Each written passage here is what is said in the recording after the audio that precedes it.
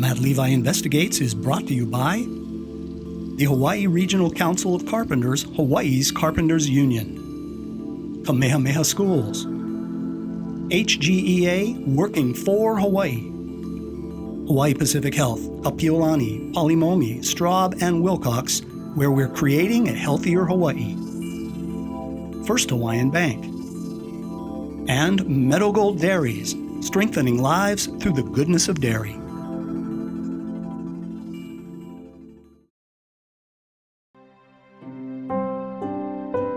Like, if she didn't do the drugs, then nothing would have happened. I would have been fine, but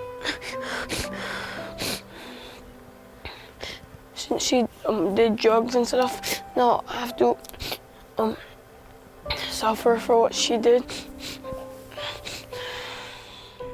12-year-old Keola Nui is comforted by his adoptive mother, Kau'i Keola. He has been with her since he was 2 days old. It's all right. It's good to talk about it, right? Okay. We gotta let it out because we don't want to keep it inside. That's what makes us angry. Okay? He has never met his biological mother. She used crystal meth regularly during the first trimester of pregnancy. Even though she stopped, the damage was done. It's hard for me to pay attention when someone's talking in class or. Keola Nui is young, but he recognizes the effects his mother's drug use has had on him. He wanted to tell us how he feels about what she did. We understood how difficult and emotional it was for him to talk about it.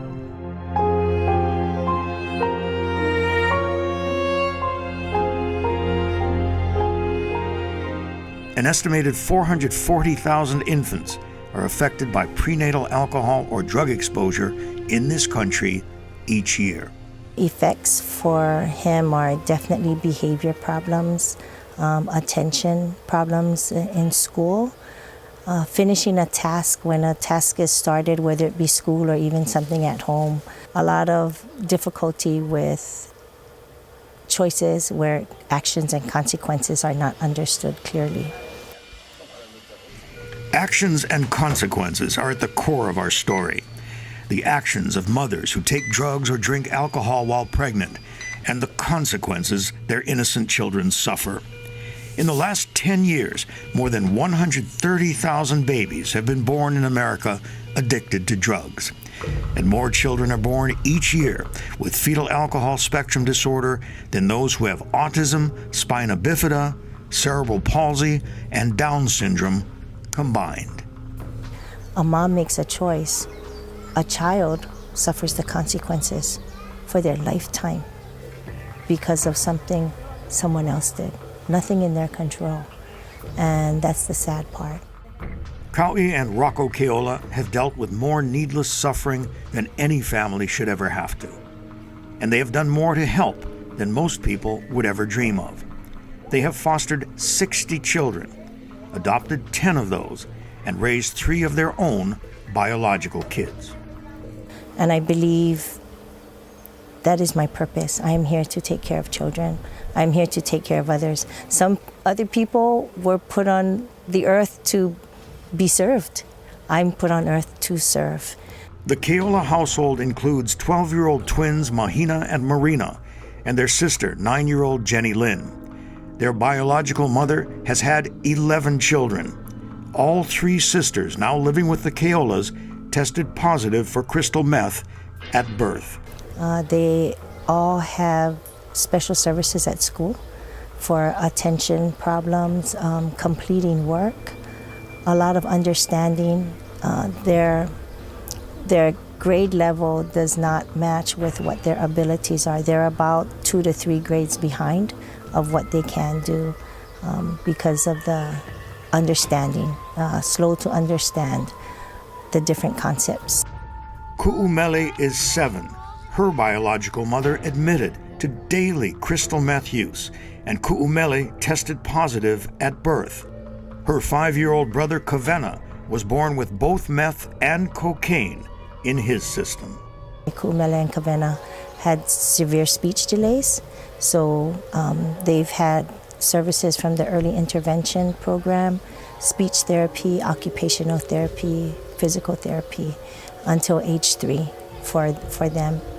6-year-old John Ray tested positive for crystal meth when he was born. He does not appear to have any major behavioral problems or learning disabilities so far in his young life, but his siblings, Gina and Kaikonani, do. They each suffer from speech delays and other issues. Both tested positive for meth at birth, and their biological mother continues to use. The effects of the alcohol and drugs is not in the newborn. It's in the child, it's in the person, and it's for life. It doesn't stop when the child makes 1 or stop when the child makes 2. It continues. And as the child ages and gets older, the challenges change. As you hit different developmental milestones, there's a new challenge. The frustration felt by those trying to make sense of the tragedy of prenatal drug abuse is this. Either through addiction, ignorance, or simple recklessness, the consequences of drug abuse during pregnancy are 100% preventable. Hawaii is among the states with the nation's highest rate of drug use by pregnant women. Dr. Ira Chasnoff, the country's foremost expert on prenatal drug exposure, says about our state, among those women whose clinics and physicians agreed to participate in a recently completed 8-year study, 42.5% of the 8,166 pregnant Hawaii women screened at their first prenatal visit were found to be using alcohol, tobacco, or illicit drugs. Chasnoff told us all of those substances can affect the structure and function of the developing fetal brain. If a woman has other substance abuse issues, whether it's alcohol, smoking, street drugs, they all tend to lead towards poor nutrition, poor sleep habits, and in general, not taking care of themselves as well. And that, again, can lead to having a poor pregnancy outcome. Dr. Charlene Ushijima is an obstetrician gynecologist with more than 20 years of experience. And we always ask about alcohol, and we always emphasize that you should not drink alcohol at all. At the end of the day, it's really about coming home from a hard day at work, safe and sound. In 1987, the Hawaii Carpenters Union negotiated the industry's first mandatory drug abuse policy for the safety of our members. 8 years ago, new testing was introduced for faster results right on the job. At work, play, or home, remember, drug and alcohol safety keeps you, yours, and yours to come the picture of good health. Morning, bud. He did.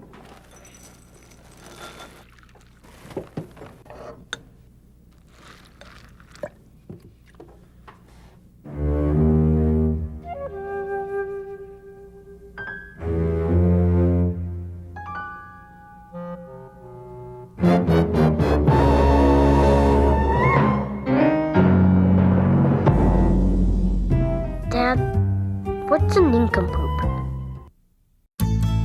Healthier is finding balance. Healthier is a fresh outlook. It's getting your annual checkup annually and never acting your age. Healthier is helping the sickest babies grow up to be the happiest children. At Hawaii Pacific Health, we're leading the way to provide the highest levels of care and partnership with our patients. Together, we're creating a healthier Hawaii.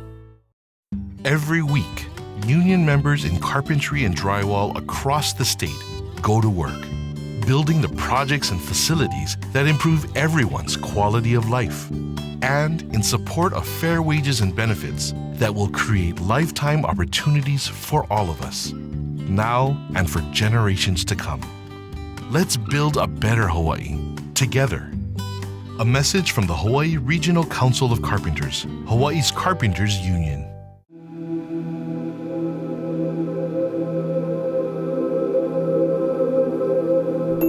Street drugs have a menacing presence, but alcohol can be far more dangerous to a fetus. Babies born addicted to heroin and cocaine can escape the stranglehold of those drugs. and the long-term effects may actually be less than for those exposed to alcohol. A mother's alcohol consumption during pregnancy can result in irreversible brain damage. Fetal alcohol spectrum disorder, FASD, is an umbrella term describing the range of effects that can occur in a child who was prenatally exposed to alcohol. It refers to conditions such as fetal alcohol syndrome, alcohol-related neurodevelopmental disorder, and alcohol-related birth defects. These can include physical, mental, behavioral, and learning disabilities with lifelong implications. FASD affects 40,000 newborns each year across the country, and it is the leading cause of mental retardation. It has yet to be determined at what point in the pregnancy and exactly how much alcohol consumed will cause FASD, but more doctors now believe that binge drinking in particular is extremely dangerous to the fetus. Binge drinking sometimes is even worse than having one drink a day. And it's because the toxic level of the alcohol hitting the fetus. The way the fetus metabolizes alcohol is very different from the mom. I mean, it's a lot slower. This is of extreme concern because more than half the pregnancies in Hawaii are unintended. So many women may drink at a crucial time in their baby's development before the mother even knows she is pregnant. 1 in 5 pregnant women report alcohol use in the first trimester. In the first trimester, you have all the organs forming, and so you have a lot of birth defects forming there, whether it's facial features, your heart, your kidneys, your skeleton. 1 in 14 pregnant women report alcohol use in the second trimester. In the second trimester, you'll see some miscarriages occurring, and also you could get preterm deliveries when it's a really severely affected fetus. 1 in 20 pregnant women report alcohol use in the third trimester. In the third trimester, you'll tend to see more growth restrictions, so the baby's not thriving. And that growth restriction continues postnatally. So after the baby's born, the baby fails to thrive. And that's when the pediatrician starts to pick things up. And throughout all 3 trimesters, the brain is always developing. So the brain is always going to be affected in every trimester when you drink alcohol. Dr. Ann Yabusaki, a psychologist at the Coalition for a Drug-Free Hawaii, has been practicing for more than 30 years and says diagnosing fetal alcohol syndrome can be difficult, but there are telltale physical traits she and others look for that can be subtle, such as growth deficiencies and facial features. What you'll see is a flattening of the midline of the face, and you'll see the upper lip will be flat, so that there won't be this little philtrum, they call it, and the eyes will be further apart. As the child grows, these physical traits may become less pronounced, but the third component to an FAS diagnosis, and the most severe, can stay hidden at first and show itself later: brain damage. That's where Dr. Yabusaki comes in. Primarily, you have the brain development and the neural system that's been severely affected, so that you have behaviors that are difficult to control. Outward appearances may seem normal, so FASD victims with brain damage may not seem readily noticeable, but they can have trouble understanding, have more health issues than other children, and lack judgment and insight, leading to difficulty in school. Schools are unable to really attend to these children because I don't think that they are fully aware as to what this is about. So I've had kids thrown out of kindergarten and preschool or suspended, and that's not the intervention that you'd want, even at that young age. Without education to diagnose and help those with FASD, for some, the future may mean being institutionalized. With education, there may be better outcomes, although right now there seems to be little good news. Is it curable? Not to my knowledge, no. because the brain has been so impaired, and everybody is individually impaired.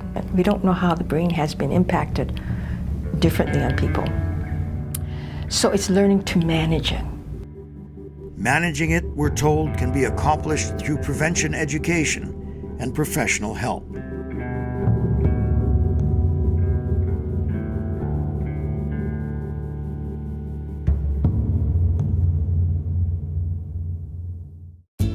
If you enjoy having a 40-hour work week, give a union a shaka.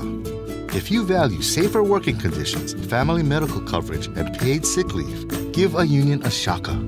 If you appreciate retirement benefits and better pay, let's see that shaka.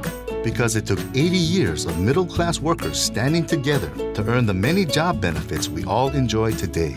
What can your union do for you? Why don't you ask them? A message brought to you by HGEA. At the end of the day, it's really about coming home from a hard day at work, safe and sound. In 1987, the Hawaii Carpenters Union negotiated the industry's first mandatory drug abuse policy for the safety of our members. 8 years ago, new testing was introduced for faster results right on the job. At work, play, or home, remember, drug and alcohol safety keeps you, yours, and yours to come the picture of good health. Your sugar and spice and everything nice, nibbling on your neck is my only vice. I gotta tell you, Cookie, I'm sweet on you. Looky little cookie, are you sweet on me too? You're my sugar plum, my honey bun, the apple of my eye. I crumble at the thought of you. Oh, I gotta tell you, Cookie, I'm sweet on you. I'm sweet on you.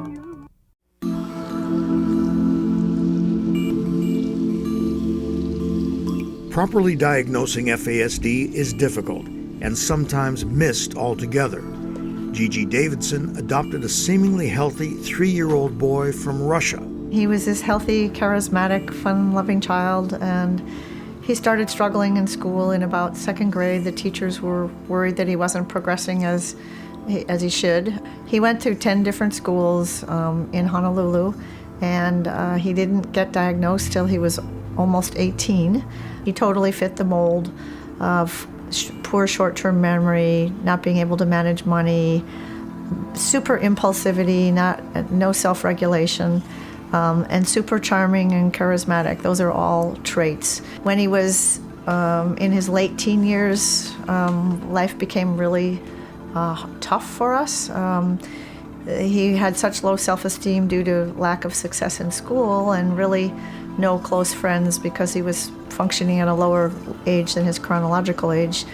He sort of was wandering the streets in Waikiki or Ala Moana. He is an adult now and continues to struggle. Gigi is the president of a nonprofit group she calls FASD Communities. I'm focusing on creating communities for young adults where they can live and lead successful lives, and they have the appropriate structure in place to keep them safe and the appropriate mentoring to create a smaller family environment where they do feel they fit in and where they can accomplish successes and feel that they have a purpose in life. I think it's really sad because it's such a daunting problem, and there's so many people that suffer along the way. The child, the family, the relatives. They say it takes a village. With these kids, it probably takes 5 villages.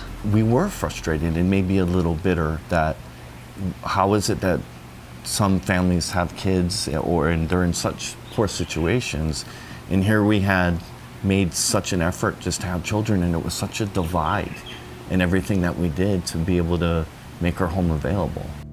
Mark and Brandy Clement married later in life and found they were unable to have children. They adopted brothers Kainoa and Kekoa, rescuing them from a mother who could not control her addiction. I mean, look at their birth mom, right? She's a homeless meth addict, and she's had 13 children, and she had our older son in the dirt under a house. She started giving birth to our younger one on the street, and some Good Samaritan picked her up and took her to a hospital. Despite their horrific introduction to the world, The boys have thrived and outwardly seem to show few effects from their drug histories. But Mark and Brandy remain vigilant. It's not an easy task for them, trying to determine what is normal behavior for young boys and what might be a danger signal because of the biological mother's drug use. It is a daily challenge, because I don't want to correct, punish, redirect my son for something that he doesn't have any control over and he's victimized by. And it seems like the challenges come when a new developmental stage comes. For 2 years, he was progressing so well, I had these thoughts like, wow, maybe we're not gonna have to deal with this at all. Maybe he's just not gonna have a challenge. And then kindergarten came and he turned 5 and then 6. And it became noticeable that it was affecting him. There was a moment when I thought I was losing my son.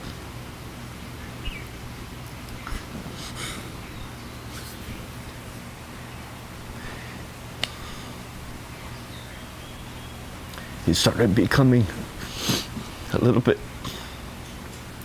more the damage than who he was. And that was scary. I feel that our situation here shows that with a lot of love and patience and dedication and hard work that you can really create amazing human beings, and that they should be given the chance. A baby born damaged by its mother's use of alcohol and other drugs during pregnancy is a terrible tragedy. Those we spoke to for this program see a lack of awareness and education as the biggest hurdles in the fight against prenatal drug use. Kau'i Keola teaches teen parenting classes and is often surprised at how little her students know. For some teens, they don't even realize how they got pregnant. They understand that they had sex and sex can cause pregnancy, but the whole concept of sperm, egg, fertilization, they don't even understand. So I think people are aware of birth defects with heavy usage, but they're not aware of the subtle disabilities that the child might encounter later in life. Healthier is finding balance. Healthier is a fresh outlook. It's getting your annual checkup annually and never acting your age. Healthier is helping the sickest babies grow up to be the happiest children. At Hawaii Pacific Health, we're leading the way to provide the highest levels of care and partnership with our patients. Together, we're creating a healthier Hawaii. If you enjoy having a 40-hour work week, give a union a shaka. If you value safer working conditions, family medical coverage, and paid sick leave, give a union a shaka. If you appreciate retirement benefits and better pay, let's see that shaka. Because it took 80 years of middle-class workers standing together to earn the many job benefits we all enjoy today. What can your union do for you? Why don't you ask them? A message brought to you by HGEA. At the end of the day, it's really about coming home from a hard day at work, safe and sound. In 1987, the Hawaii Carpenters Union negotiated the industry's first mandatory drug abuse policy for the safety of our members. 8 years ago, new testing was introduced for faster results right on the job. At work, play, or home, remember, drug and alcohol safety keeps you, yours, and yours to come the picture of good health. On Oahu's west side, the Waianae Coast Comprehensive Health Center noticed some alarming trends regarding poor birth outcomes and decided to do something. About maybe 3 or 4 years ago, we started to change our focus of the kind of care that we're providing. Lena Ala Kanana is the center's director of community health services. We continue to care for mom during her pregnancy and even after her pregnancy, but we started to shift our efforts more towards pre-conception care. There are times, and it's not common though, but there are times where we have moms who have a difficulty stopping. So we continue to work with her, and if she continues to have issues with alcohol use or drug use, we refer her to drug treatment. We have a great program here on campus. We have an outpatient program, or we can refer mom to an inpatient program that we have here on the island out in town. And it's those programs that are built to help these moms overcome their disease of addiction so that their birth outcome can be a good one. There is no doubt that education and early intervention will help. But who has the primary role in educating prospective mothers about the dangers of fetal drug and alcohol exposure? Is it the family? Is it the Department of Education? The Department of Health? And what about more serious steps? Should women be prosecuted for causing damage to their unborn children because of their addiction or reckless behavior? It's an unfair world for the children, where this is what my mother chose, and now this is what I suffer with. This is the consequence I face, but yet my mother has nothing. No, ticket, no jail time, no, I'm required to go to counseling, I'm required to go to a drug program, nothing. It should be prosecuted. I think so. I think considering the permanent brain damage that it causes, yes, we should consider that. So it's hard to judge from the outside, should they be punished? Because addiction, the concept of disease, whether or not truly someone is there soul-wise or heart-wise, it's hard to hold them accountable.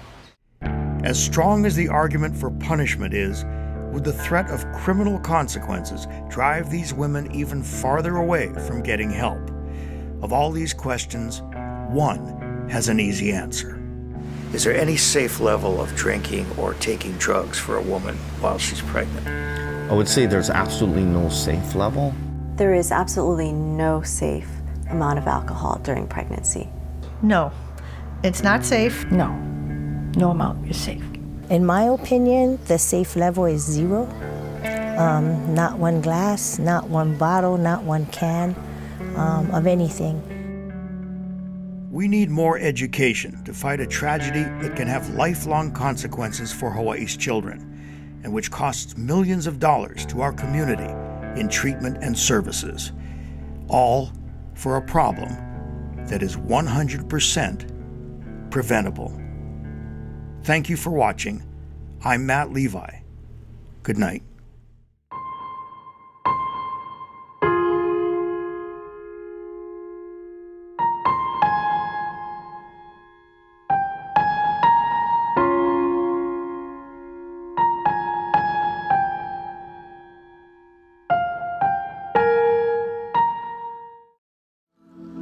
Matt Levi Investigates is brought to you by the Hawaii Regional Council of Carpenters, Hawaii's Carpenters Union, Kamehameha Schools, HGEA Working for Hawaii, Hawaii Pacific Health, Kapiolani, Polimomi, Straub, and Wilcox, where we're creating a healthier Hawaii, First Hawaiian Bank, and Meadow Gold Dairies, strengthening lives through the goodness of dairy.